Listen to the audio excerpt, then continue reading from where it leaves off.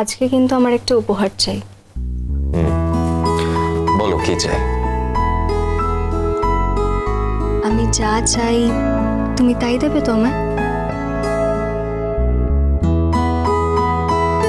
আমার সামর্থ্যের মধ্যে থাকলে নিশ্চয়ই দেব। তোমার সামর্থ্যের মধ্যেই আছে, কিন্তু তা সত্ত্বেও তুমি দিতে পারবে নাকি সেটাই বড় কথা।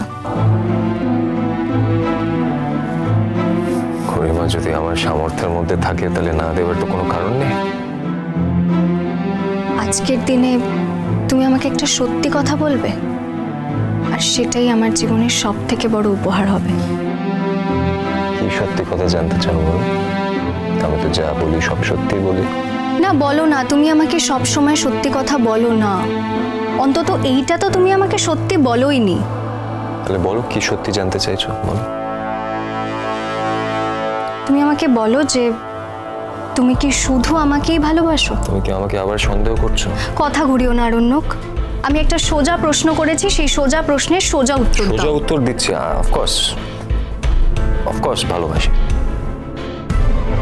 তুমি বোধহয় আমার প্রশ্নটা ঠিক শোনোনি, না প্রপারলি শোনোনি, তাই না? আমি প্রপারলি শুনেছি গরিমা, তুমি আমাকে প্রপারলি জিজ্ঞেস করেছো আমি তোমাকে ভালোবাসি কিনা। আমি তো তোমাকে বলেছি আমি ভালোবাসি।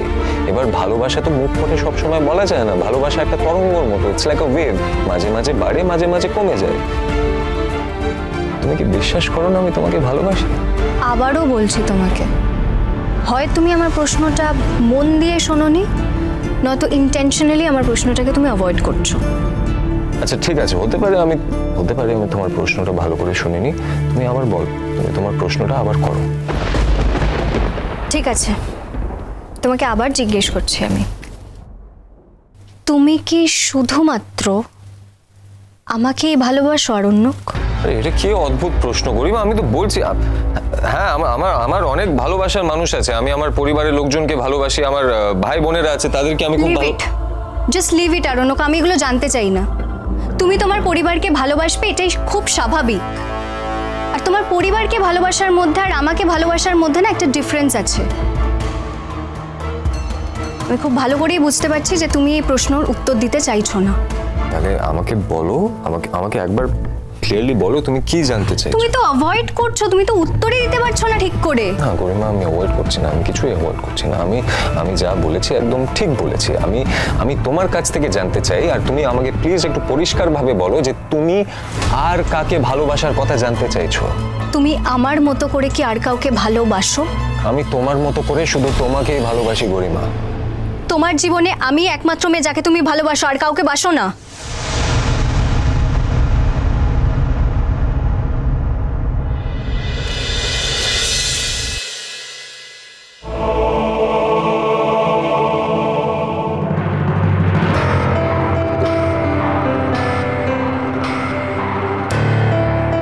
কি হলো রোশনাই? আর কত দেরি হবে? হ্যাঁ গুরুজি, আসছি এক্ষুনি। ভাত তাড়া দিচ্ছে। এই মেয়ে, তুমি কিন্তু ডাল না বেটে এখান থেকে কোথাও যাবে না। হ্যাঁ ম্যাম। ম্যাম বলছি যে এই পুরো ডালটা বাটতে তো সময় লাগবে, আমি ফিরে এসে যদি বাটি তাহলে হবে কি? ও মানে তুমি এখন একটুখানি ডাল বেটে রাখবে, আমি সেটুকু রান্না করব। আবার তুমি ফিরে আসার পরে আর একটু ডাল বেটে দেবে, তখন আমি আবার রান্না করব। না না, মানে দেখুন ডালটা বাটা হয়ে গেলে আপনি তো ফ্রিজেই রাখবেন, তাই বলছিলাম যে আমি তো হয়ে গেলেই চলে আসবো, তখন যদি বেটে দিই তাহলে আমিও আপনার হাতে হাতে একটু সাহায্য করে দিতে পারবো। আপনি বলে দেবেন আমাকে কি করতে হবে, আমি সবটা করে দেবো। মানে এখন তো দেরি হয়ে যাচ্ছে তাই বলছিলাম। এই তুমি যা বলবে তাই হবে নাকি? না না ম্যাম, তা কেন, আপনার সংসার আপনি ঠিক করবেন। মানে বলছি এতটা ডাল তো বাটতে সময় লাগবে, ওদিকে গুরুজিও তাড়া দিচ্ছে, সময়ে পৌঁছতে হবে। 10 মিনিটের মধ্যে না বেরোলে না অনেকটা দেরি হয়ে যাবে। এদিকে আমি রেডিও হয়নি, মানে আমার চেঞ্জ করতে তো একটু হলেও সময় লাগবে, তাই বলছিলাম।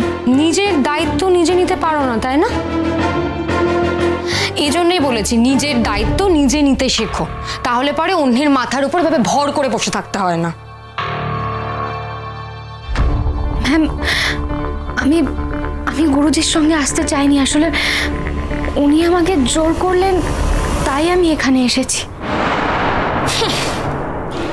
পুরুষ মানুষ তো এরকমই হয়, একটু জোর জবরদস্তি করে সবার ওপরে। কিন্তু তুমি আমাকে একটা কথা বলো তো, তুমি এই জোরটা মানলে কেন? হ্যাঁ, তুমি তো তোমার গুরুজিকে বলতে পারতে যে আমি আপনাকে জানি না, চিনি না, এমনকি আপনি কোথায় থাকেন আমি সেটাও পর্যন্ত জানি না, তাই আমি আপনার সঙ্গে যাব না। কেন বলনি তুমি? ম্যাম, ছোট থেকে আমি মানুষকে বিশ্বাস করতেই শিখেছি, আর মানুষকে অবিশ্বাস করা মানে সেটা মহাপাপ। আর উনি আমার গুরুজি, এত ছেলে মেয়েকে উনি শিক্ষা দিচ্ছেন, নিজের হাতে তৈরি করছেন, এত বড় একজন আর্টিস্ট উনি। আমি আমি ওনার কথা কি করে অবিশ্বাস করতাম? ওনাকে খারাপ মানুষ আমি কি করে ভাবতাম? না ম্যাম, এটা আমি কখনো পারতাম না। তা নয়, আসলে তোমার এখানে আসার ইচ্ছে ছিল। কি হলো আরণ্যক? কাঞ্চন, আমার চোখের দিকে তাকিয়ে উত্তরটা দাও। তোমার জীবনে আমি একমাত্র মেয়ে যাকে তুমি ভালোবাসো, আর কাউকে বাসো না। কি হলো বলো? আজকে তোমার থেকে আমি এই একটাই গিফট চাই, এই প্রশ্নের সত্যি উত্তর। এরকম প্রশ্ন আমায় করো না গরিমা, আমাকে খাদের কিনারা এনে দাঁড় করিও না প্লিজ। আর যাকে ভালোবাসি তাকে আমি জীবনে কখনো পাবো না, তাকে দূরে রাখাটাই আমার এবং তার জন্য সব থেকে শ্রেষ্ঠ পথ। সে কোথায় আছে আমি জানি না, কেমন আছে সেটাও জানি না, তার কোনো বিপদ হয়েছে কিনা জানি না।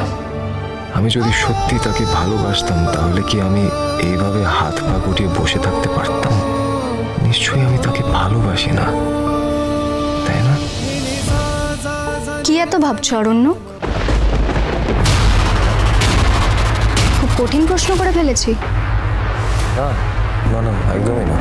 তাহলে উত্তর দিতে এত দেরি হচ্ছে কেন? আমি শুধু ভাবছি তুমি আমাকে এরকম একটা প্রশ্ন করতে পারলে। কথা ঘুরিয়ে না কোনো লাভ নেই। সোজা প্রশ্নের একটা সোজা উত্তর চাই। গরিমা, আমি শুধু তোমাকে ভালোবাসি, শুধু তোমাকে ভালোবাসি। মিথ্যে কথা, ডাহা মিথ্যে কথা। তোমার কি মনে হয় আরণ্যক, আমি এতটাই নির্বোধ না যে আমি বুঝতে পারছি না যে তুমি শুধুমাত্র আমাকে ভালোবাসো না? গরিমা, তুমি আমাকে একটা প্রশ্ন করলে, সেই প্রশ্নের উত্তরটা আমি দিলাম। এবার সেই প্রশ্নের উত্তরটা যদি তোমার সঠিক না লাগে তাহলে আমার সত্যি কিছু করার নেই। তুমি তো উত্তরটা ঠিক করে দিচ্ছ না অরণ্যক। তুমি তো রোশনাইকে ভালোবাসো। আমাদের বিয়েটা কিভাবে হয়েছে জানো? দেখাশোনা করে। তখনও তোমার গুরুজি নাচ নিয়েই থাকতেন। আমাদের বাড়ি থেকে কিন্তু যদিও বা সবার আপত্তি ছিল ওর এই বিষয়টাতে, কিন্তু আমি সেভাবে লেখাপড়া করিনি। তাছাড়া আমি সবসময় ভাবতাম যে ও বিয়ের পরে নিশ্চয়ই অন্য কোনো চাকরি বাকরি নিয়ে নেবে এবং সেই নিয়েই সংসার চালাবে, কিন্তু সেটা হয়নি। ও সবসময় নাচ নিয়েই থেকেছে। আমি ওকে 1000 বার বারণ করা সত্ত্বেও আমার কথা শোনেনি। ম্যাম, গুরুজির রক্তে নাচ। উনি যদি নাচ না করেন তাহলে উনি বাঁচবেন কি করে? আর চাকরি তো যে কেউ করতে পারে, কিন্তু গুরুজি কত বড় একজন আর্টিস্ট, কত বড় একজন শিল্পী। উনি কত ছেলে মেয়েকে নিজের হাতে তৈরি করছেন, আর আপনি ওনাকে বলছেন নাচ ছেড়ে দিতে কেন? আর গুরুজি তো আপনার অহংকার হওয়া উচিত। আমার না তো অহংকারের কোনো দরকার নেই, জানো তো। একটা মানুষ সে চাকরি করতে যাবে, বাড়ি ফিরে আসবে, সিম্পল। তা না সারাদিন ওই 1000টা মেয়েকে নাচের তালিম দিয়ে বেড়াচ্ছে, ওই মেয়েগুলোর গা আমার ভালো লাগে না। আর ওই মেয়েগুলোকেও বলি হারি, সারাদিন দেখেছি গায়ের মধ্যে ঘেসে ঘেসে চলবে। এই যেমন তোমাকেই দেখো। ম্যাম, যেই গুরুজি বললো অমনি তুমি ড্যাং ড্যাং করে চলে এলে। একবারও তুমি নিজে বিবেচনা করে দেখলে না যে একটা পুরুষ মানুষ ডাকছে, আমি যাবো কিনা? আমার উপর তোমার একটা করুণা আছে। এতদিন আগেকার একটা কমিটমেন্টটাই ছেড়ে বেরোতে পারোনি, কিন্তু এখনো যদি উপায় থাকে না, আমার জায়গায় হয়তো রোশনাই থাকবে। না না না, হ্যাঁ, আমি জানি তুমি শুধুমাত্র রোশনাইকেই ভালোবাসো, কিন্তু একটা কথা শুনে রাখো আরো, ওই রোশনাইয়ের কাছে না আমি হেরে যাব না, কিছুতেই না। গরিমা, আজকের দিনে এসব কথা ওঠে না। रोशनाई।